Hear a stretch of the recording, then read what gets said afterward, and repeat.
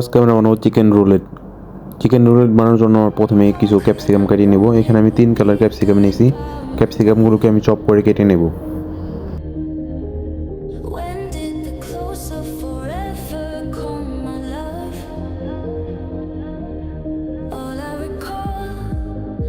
ক্যাপসিকামগুলো কাটা হয়ে গেলে আমি এখানে কিছু পরিমাণ চিকেন ব্রেস্ট নিয়েছি। চিকেন ব্রেস্টগুলোকে আমি মাঝখান থেকে কেটে নেব।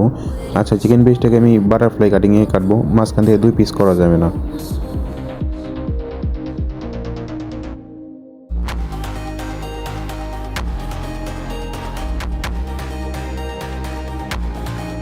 আচ্ছা, চিকেন ব্রেস্টটাকে মাঝখান থেকে কাটা হয়ে গেলাম। এখন চিকেন ব্রেস্টটাকে হালকা করে বাড়ি দিয়ে এটাকে পাতলা করে নেব।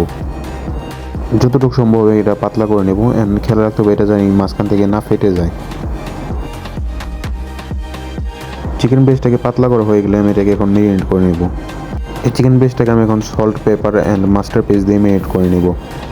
প্রথমে চিকেন ব্রেস্টের উপরে সল্ট দিয়ে দিয়েছি, অ্যান্ড এরপর আমি ব্ল্যাক পেপার দিয়ে দেবো, অ্যান্ড উপরে আমি কিছু পরিমাণ মাস্টার পেস্ট দিয়ে দেবো। এই সেমভাবে আমি চিকেন ব্রেস্টের অপর সাইডটাও সেমভাবে মেরিনেট করে নেব।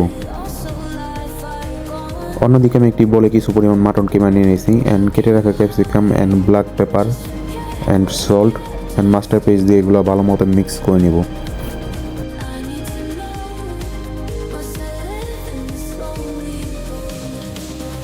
মাটন কিমাটা মিক্স করা হয়ে গেলে আমি এখানে চিকেনের উপরে কিছু পরিমাণ মাটন কিমা অ্যান্ড কিছু পরিমাণ চিজ দিয়ে এটাকে স্টাফিং করে নেব। আচ্ছা, এইখানে আপনারা চাইলে পালং শাকও ব্যবহার করতে পারেন, তো আমি পালং শাকটা ইউজ করি নিই। আচ্ছা, চিকেনটা স্টাফিং করা হয়ে গেলে আমি এখানে র্যাপিং প্লাস্টিকে এটাকে ভালো মতো পেঁচিয়ে নিয়েছি, যাতে এটার ভিতরে পানি না যায়। এটা পরবর্তীতে আমি বয়েল করব।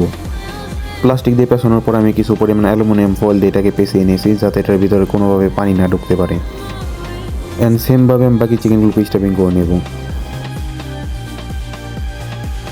অন্যদিকে আমি একটি পাতিলে কিছু পরিমাণ পানি বয়েল দিয়ে রেখেছিলাম। পানিটা ভালো মতো বয়েল আসলে আমি এর মধ্যে চিকেনগুলো অ্যাড করে দেব। চিকেনটাকে পানির মধ্যে দেওয়া হয়ে গেলে আমি এটাকে এখন কভার করে নেব, অ্যান্ড কভার করে এটাকে আমি 15 মিনিটের জন্য বয়েল করে নেব। আচ্ছা, 5 থেকে 7 মিনিট পর ঢাকনাটা খুলে চিকেনটাকে ঘুরিয়ে দিতে হবে।